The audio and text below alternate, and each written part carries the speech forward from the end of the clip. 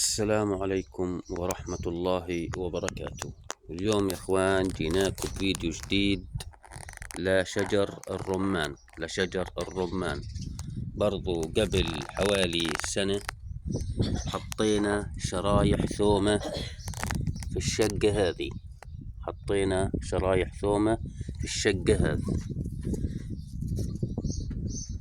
اليوم قمنا بعمل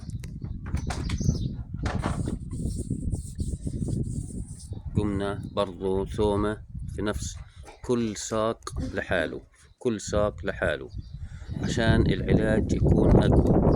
وهي تفرجوا يا اخوان، حياكم الله، عشان ما تدود الرمان عندكم. كل سنة بدكم تعيدوا الكرة كل مرة، وكل سنة لازم تسووا نفس الاشي. ثومة، شريحة ثومة، تفتح الساق من هان هيك، تسوي تي، تفتحها زي الدفتر، وتحط فيها شريحة ثومة، بتقص الثومة من النص وتسويها زي الشريحة، وبتدخلها جوا هذا الساق، وبتسكر عليها زي ما أنا مسوي 100%.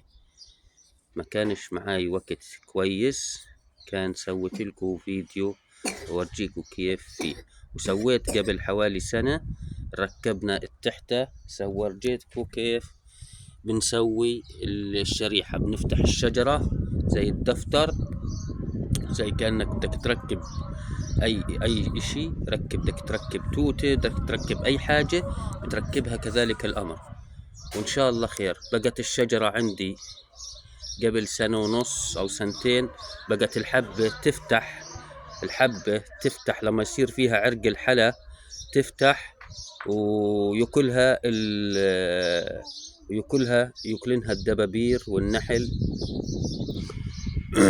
مش مشكلة انها فتحت، بس المهم انه بطلت تدود. يعني السنة اللي فاتت أكلنا من الرمان حوالي 85% كان نجاحها، بس السنة هاي راح أثبت لكم إنه إن شاء الله راح يكون النجاح 95%، وإن شاء الله خير.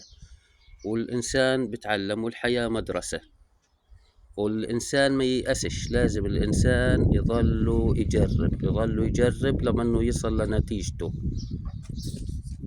وهي ما شاء الله تفرجوا يا إخوان، هي